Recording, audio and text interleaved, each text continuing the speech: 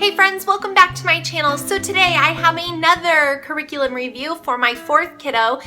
This would have been my daughter who just is finishing up her fourth grade year at home.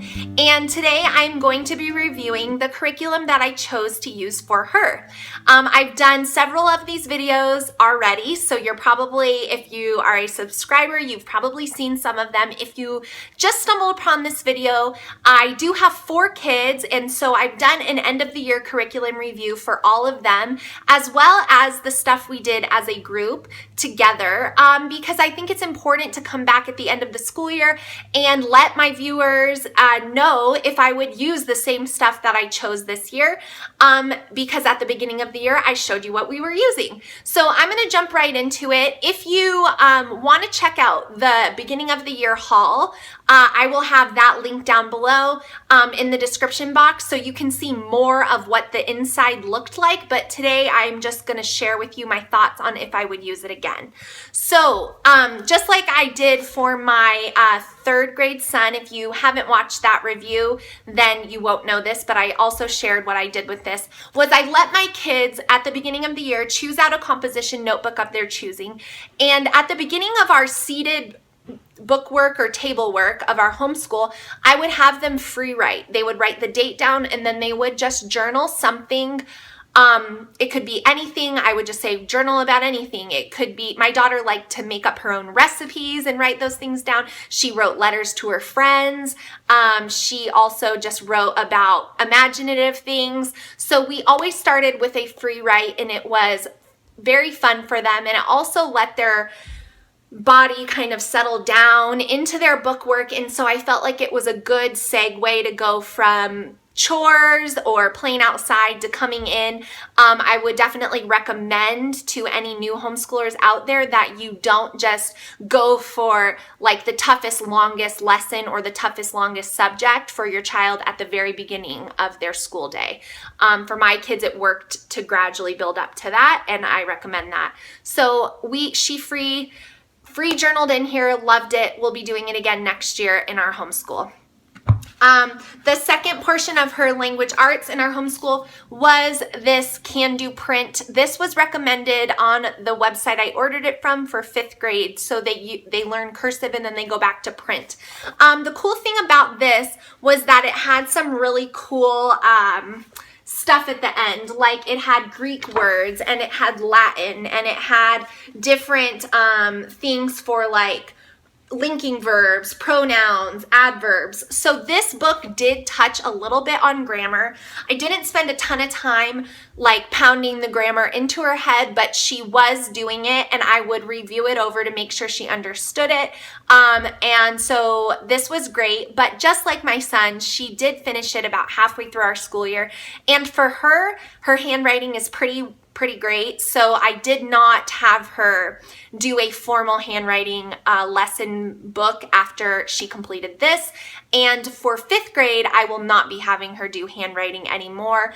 I am going to move her to typing so she can become a more proficient typer, because her handwriting is pretty good. So I love that. I thought it was great. The second portion of her, actually the last portion, she did not do Explode the Code, was Sunlight Language Arts 4-5. And it says 4-5. She was in grade 4, technically, if she was in public school. But she definitely can read way above her level. So even doing the 5 was kind of pulling it back for her, which we were fine with, because I wanted the readers to be very easily understood for her, and not challenging her to the point of like frustration and not grasping the deep meanings or morals of the book. So this was a great choice. This was the last reader that she just had finished up. So the readers came with the language arts curriculum, and just like it was for my son, I will show you really quickly.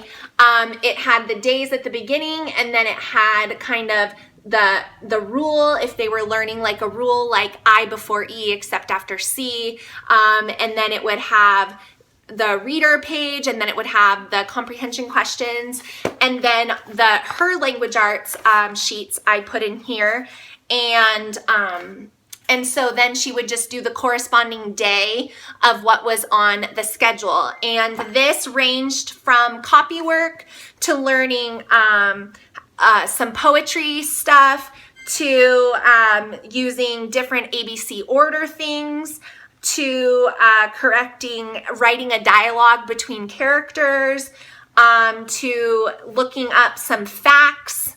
I'm just looking through it just to give you guys an idea. Some about pet behaviors, just using like different ideas to introduce them to utilizing outlines when they're making when they're doing a writing. So using details for characters. So really kind of all over. It was great. I love Sunlight Language Arts. I love that it's literature focused. But again, I like to add resources to it. And so I would recommend that you do the same. We also utilized her spelling words from here because there are spelling words in here. I will say, and this is probably just for my child individually, that all of the spelling words for the entire year she knew how to spell. So none of them were challenging for her. She knew how to spell literally every word in here. So if you have an avid speller or writer, then you might want to choose some things that might be a little more challenging if that's important to you. It was not important for me to challenge her spelling, but we went through the spelling words and understood the meanings, which some of them she didn't quite understand the meaning, but she knew how to spell them. So then it was a great opportunity to utilize a dictionary and look things up. So that is kind of how we use Sunlight Language Arts. We will be using it again next year for her, and so I definitely recommend it. And then the last portion of her individual curriculum was her math. Like all of my kiddos, we did Horizons Math. Now, math is the toughest subject for my child, the one I'm speaking about currently. And she had had some really difficult experiences in public school while learning math.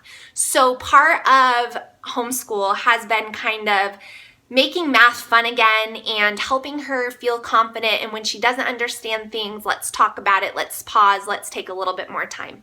So Horizons has worked really well for her because it does not move on to a new concept in math until they have had ample time to practice the previously taught concept.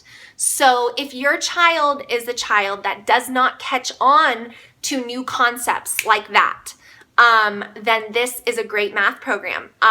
So I highly recommend it. She is not struggling with math so badly that she's not at like grade level.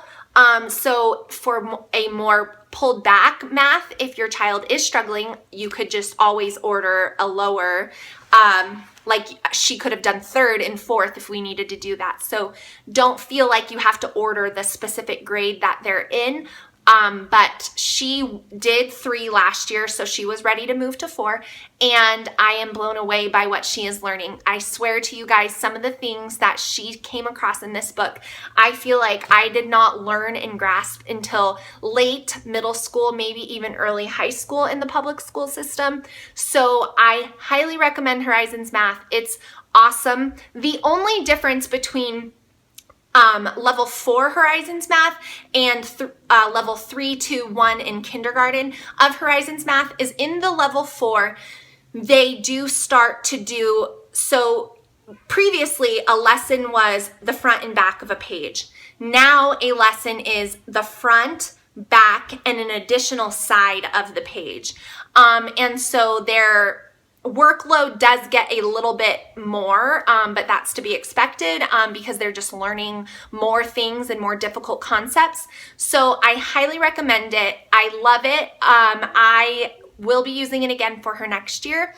So yeah, that is my review for my daughter's 4th grade curriculum. If you guys have any questions, as always, leave me a comment down below and be sure to check out all of the reviews I did for my kids. And if you're new and you just found this video, I would love to have you subscribe and come along with us as we head into our next homeschool year of 2017-2018. And I will see you guys in my next video. Thank you so much for watching. Bye.